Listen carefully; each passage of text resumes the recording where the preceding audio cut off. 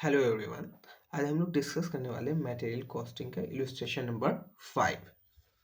Compute economic order quantity and the total cost for the following. Economic order quantity find करना, दूसरा total cost find करना है जो data given है हम लोग को। एनुअल डिमांड है यूनिट्स में, 5000 यूनिट्स का एनुअल रिक्वायरमेंट है। यूनिट प्राइस 20 रुपीज़ है। ऑर्डर कॉस्ट 16 रुपीज़ है। मतलब एक ऑर्डर प्लेस करने के लिए हम लोग को ऑर्डरिंग कॉस्ट जो लगता है वो 16 रुपये लगता है। Storage rate 2% per annum, interest rate 12% per annum, obsolescence rate 6% पर annum. Determine the total cost that would result for the item if new price is 12.8। ठीक है, तो हम लोग को तीन चीज़ फाइंड करना है। पहला क्या चीज़ फाइंड करना है, इकोनॉमिक ऑर्डर क्वांटिटी निकालना है। दूसरा टोटल कॉस्ट निकालना है इसका, ठीक है। और तीसरा चीज़ क्या चीज़ फाइंड करना है, अगर न्यू प्राइस रिवाइज प्राइस अगर हो जाए 12.8 हो जाए तो हम लोग को टोटल कॉस्ट फाइंड करना है, ठीक है। तो हम लोग को जो डेटा गिवन है उसकी हेल्प से हम लोग को इकोनॉमिक ऑर्डर क्वांटिटी फाइंड करना है। तो इकोनॉमिक ऑर्डर क्वांटिटी का फॉर्मूला कैसे होता है, root over 2AO upon C. A stand for annual requirement of raw material, O stand for ordering cost per order. मतलब एक ऑर्डर प्लेस करने में हम लोग को कितना खर्चा आता है उसको हम लोग ऑर्डरिंग कॉस्ट पर ऑर्डर कहते हैं। C stand for carrying cost per unit per annum. मतलब एक यूनिट को स्टोर करने में हम लोग को कितना खर्चा आता है उसको हम लोग carrying cost per unit per annum के नाम से जानते हैं। तो root over 2 multiply by annual requirement of raw material given a problem में that is 5000 unit, 5000 unit given a problem में। तो हम लोगों ने पुट कर दिया। ओ कहने का मतलब ordering cost per order which is already given in problem that is 16 rupees. तो हम लोगों ने पुट कर दिया 16 रुपीज़। और सी की वैल्यू पुट करना है that is carrying cost per unit per annum, ठीक है। तो carrying cost per unit per annum किस तरीके से फाइंड करते हैं, जितना स्टोरेज कॉस्ट परसेंटेज में दे रखा है उसको हम किस चीज़ पे अप्लाई करते हैं, यूनिट प्राइस पे अप्लाई करते हैं, ठीक है। तो यूनिट प्राइस कितना गिवन है प्रॉब्लम में, 20 रुपीज़, ठीक है। तो 20 रुपीज़ पे अब बात आती है कौन सा रेट लें, स्टोरेज वाला रेट लें या इंटरेस्ट रेट लें, ऑब्सोलेंस रेट लें। तो कैरिंग कॉस्ट के अंदर ये तीनों रेट को हम लोग इंक्लूड करते हैं, ठीक है। तो हम लोगों ने लिखा है carrying cost equal to storage rate, interest rate and obsolescence cost और रेट, तीनों को इंक्लूड करेंगे, ठीक है, तीनों को ऐड करेंगे। तो जो कि स्टोरेज रेट कितना है 2% पर एनम, इंटरेस्ट रेट कितना है 12% पर एनम है, तो 40% हो गया। ऑब्सोलेंस रेट कितना हो गया 6% पर एनम है। तीनों प्रॉब्लम में गिवन है, तो इस तीनों को क्या चीज कर देंगे, हम लोग ऐड कर देंगे। तो टोटल कितना आ रहा है 20% पर एनम आ रहा है। 20% पर एनम क्या चीज हो गया, अप्लाई करना है किस पे, यूनिट प्राइस पे अप्लाई करना है, सो दैट हम लोग फाइंड कर सके carrying cost per unit per annum, ठीक है। तो 20 रुपीज़ यूनिट प्राइस गिवन है और उसका 20% क्या चीज है, कैरिंग कॉस्ट है। कैरिंग कॉस्ट है जो परसेंटेज के फॉर्म में दे रखा है, ठीक है। तो 2 मल्टीप्लाई बाय 5000 मल्टीप्लाई बाय 16 जो कि आता है 1,60,000 रुपीज़। 20 रुपीज़ का 20% कितना आता है, 4 रुपीज़ आता है, ठीक है। तो हम लोगों ने क्या चीज़ किया है, 1,60,000 डिवाइडेड बाई 4 किया है, तो 40,000 रुपीज़ आ गया। 40,000 रूट है और रूट को किस तरीके से हटाना, रूट को हटाने के लिए 40,000 है तो 40,000 हम लोग पुट करेंगे और स्क्वायर वाले बटन पे प्रेस करेंगे। तो 200 यूनिट, 200 जो शो कर रहा है, ये 200 यूनिट जो आ गया हम लोग का इकोनॉमिक ऑर्डर क्वांटिटी आ गया। ये 200 यूनिट जो आ गया हम लोग का इकोनॉमिक ऑर्डर क्वांटिटी आ गया।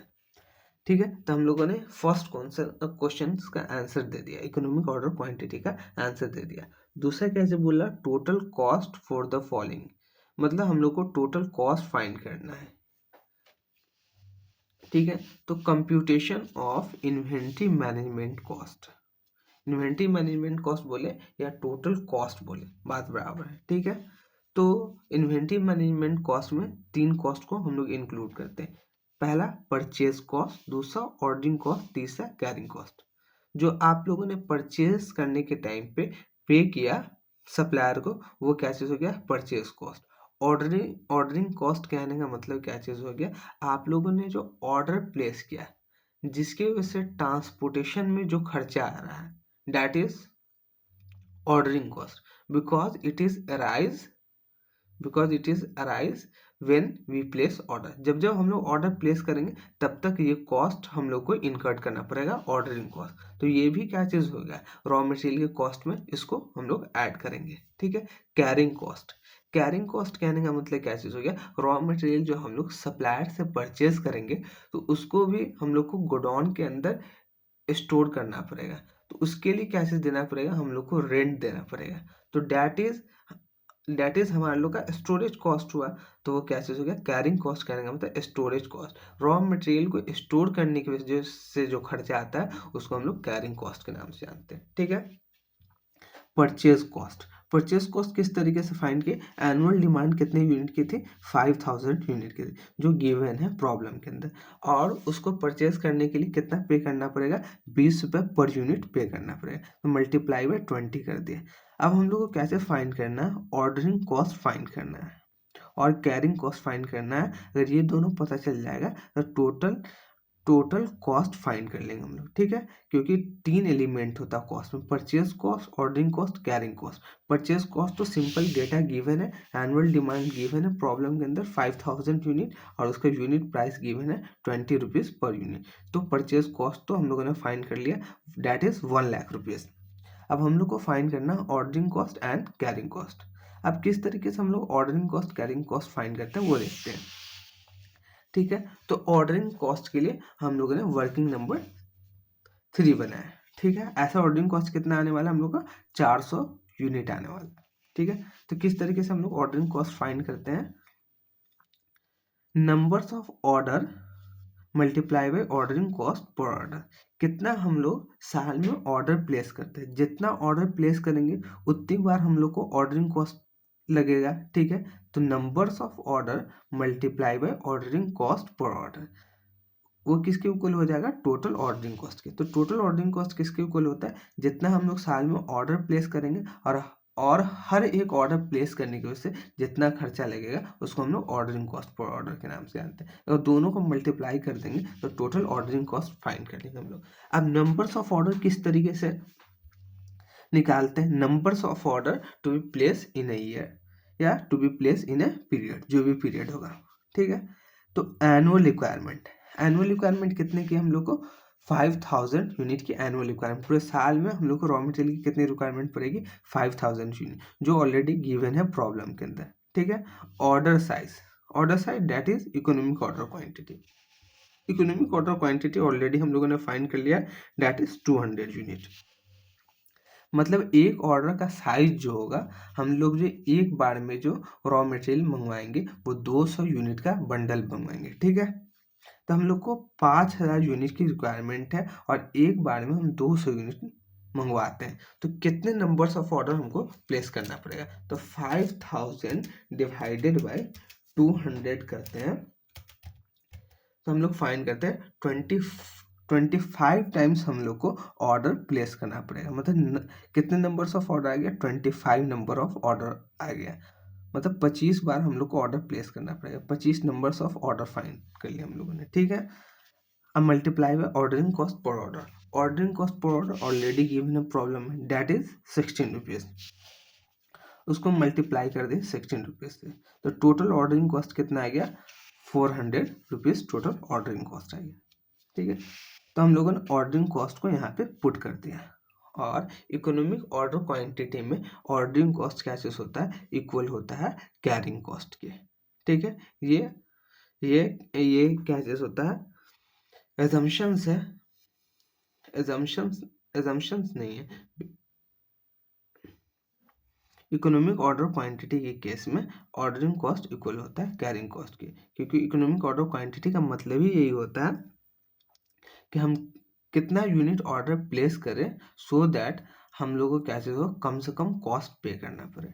ठीक है, इसकी वजह से ऑर्डरिंग कॉस्ट कैसे होता है, इक्वल होता है कैरिंग कॉस्ट के। तो ऑर्डरिंग कॉस्ट कितना है, 400 है, और कैरिंग कॉस्ट भी कितना होगा, 400 होगा। अब कैरिंग कॉस्ट तो हम लोग ऐसे बोल दिए इकोनॉमिक ऑर्डर क्वांटिटी के केस में ऑर्डरिंग कॉस्ट इक्वल होता है कैरिंग कॉस्ट के। ठीक है, तो अगर टाइम नहीं है तो आप कैसे कर सकते हो, ऑर्डरिंग कॉस्ट फाइंड कर लिए तो आप पुट कर देना कैरिंग कॉस्ट को, बिकॉज दोनों इक्वल होते हैं। ठीक है, बट किस तरीके से फाइंड करते हैं कैरिंग कॉस्ट को वो देखते हैं।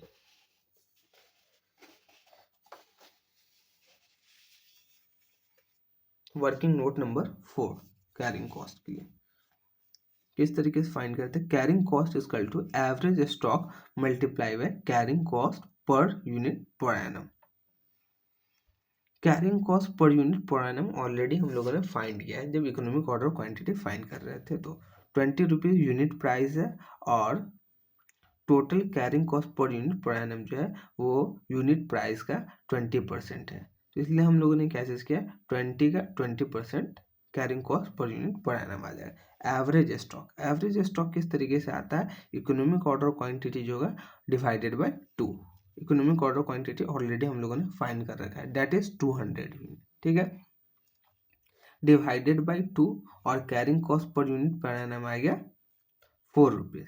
ठीक है, तो 100 यूनिट मल्टीप्लाई बाय 4, तो टोटल कितना आ गया कैरिंग कॉस्ट हमारा 400 रुपीज आ गया। ठीक है, तो हम लोग कैरिंग कॉस्ट के वैल्यू को यहाँ पुट कर देंगे, यहाँ पे पुट कर देंगे, तो टोटल इन्वेंट्री मैनेजमेंट कॉस्ट आ गया।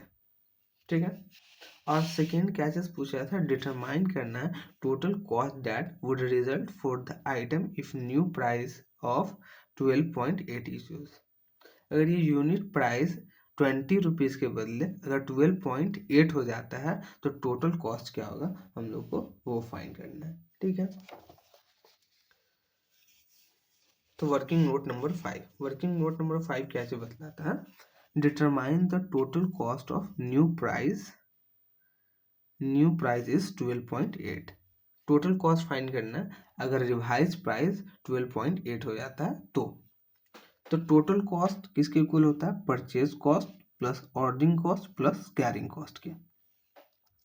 परचेज कॉस्ट किस तरीके से फाइंड करते हैं, annual demand which is given in question that is 5000 unit, और न्यू प्राइस इज 12.8, तो टोटल परचेज कॉस्ट आ गया प्लस ऑर्डरिंग कॉस्ट हम लोग फाइंड करेंगे वर्किंग नोट से, और जो कैरिंग कॉस्ट आएगा वो भी फाइंड करेंगे वर्किंग नोट से, दोनों को ऐड कर देंगे तो टोटल कॉस्ट आ जाएगा। ठीक है, तो किस तरीके से ordering cost carrying cost find करेंगे वो देखते हैं। तो total ordering cost is equal to numbers of order to be place in a year, कितना ऑर्डर प्लेस करते हैं पूरे साल में वो multiply by ordering cost per order, एक ऑर्डर की प्लेस करने की वजह से कितना खर्चा आता है, that is ordering cost per order. Numbers of order किस तरीके से फाइंड करते हैं, annual requirement divided by order size, that is economic order quantity. Order size जो होगा वो इकोनॉमिक ऑर्डर क्वांटिटी होगा। तो एनुअल रिक्वायरमेंट प्रॉब्लम में गिवन है दैट इज 5000 यूनिट, गिवन है 5000 यूनिट, तो 5000 यूनिट एनुअल रिक्वायरमेंट है, ऑर्डर साइज 250 यूनिट। 250 यूनिट किस तरीके से है, क्योंकि ऑलरेडी हम लोगों ने 200 यूनिट फाइंड किया था, 200 यूनिट जो फाइंड किया था वो किस प्राइस पे फाइंड किया था, अगर unit price 20 rupees per unit है तो, बट रिवाइज प्राइस पे न्यू प्राइस पे हम लोग इकोनॉमिक ऑर्डर क्वांटिटी फाइंड करें, क्योंकि प्राइस क्या चीज हो गया, चेंज हो गया, 12.8 हो गया। ठीक है, तो 12.8 प्राइस पे हम लोग इकोनॉमिक ऑर्डर क्वांटिटी फाइंड करेंगे, जिसके लिए हम लोगों ने वर्किंग नोट बनाया। Economic order quantity is equal to root over 2AO upon C। 2 A कहने का मतलब annual requirement of raw material which is given in question that is 5000 unit, ordering cost per order which is given in question that is 16, already given है annual requirement ordering cost per order that is 16, and C is carrying cost per unit per annum. ठीक है। तो carrying cost per unit per annum का जो percentage होता है वो किस पे एप्लीकेबल होता है, यूनिट प्राइस पे। तो यूनिट प्राइस तो इस बार चेंज हो चुका है, पहले 20 था, अब क्या चीज हो गया 12.8 हो गया, 12.8 का 20% वो हम लोग का आ जाएगा carrying cost per unit per annum आ गया। तो root over 2 multiply by 5000 multiply by 16, तो 1,60,000 रुपीज आ गया। 12.8 का 20% 2.56 आ गया। 1,60,000 डिवाइडेड बाई 2.5 कर दिए तो 62,500 आ गया। 62,500 का रूट हम लोग फाइंड कर लेंगे। 62,500 का रूट हम लोग फाइंड कर लेंगे तो 250 यूनिट हम लोग का रिवाइज इकोनॉमिक ऑर्डर क्वांटिटी आ गया। 250 unit new economic order quantity आ गया। तो इकोनॉमिक ऑर्डर क्वांटिटी हम लोग फाइंड कर लिए।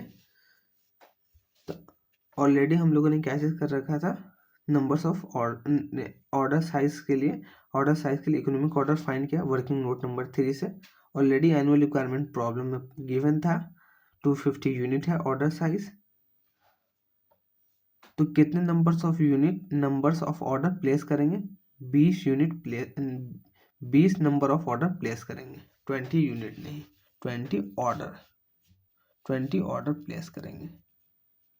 ठीक है, हर एक ऑर्डर को प्लेस करने का खर्चा कितना, 16 रुपया है। तो टोटल ऑर्डरिंग कॉस्ट क्या चीज हो गया, 320 रुपीज आ गया। तो हम लोग पुट कर देंगे टोटल ऑर्डरिंग कॉस्ट में 320 रुपीज। अब हम लोग उसके बाद कैसे फाइंड करेंगे, carrying cost per unit per annum. तो carrying cost per unit per annum किस तरीके से फाइंड करेंगे, carrying cost equal to average stock multiply by carrying cost per unit per annum. Average stock किस तरीके से फाइंड करेंगे, economic order quantity divided by 2 multiply by carrying cost per unit per annum.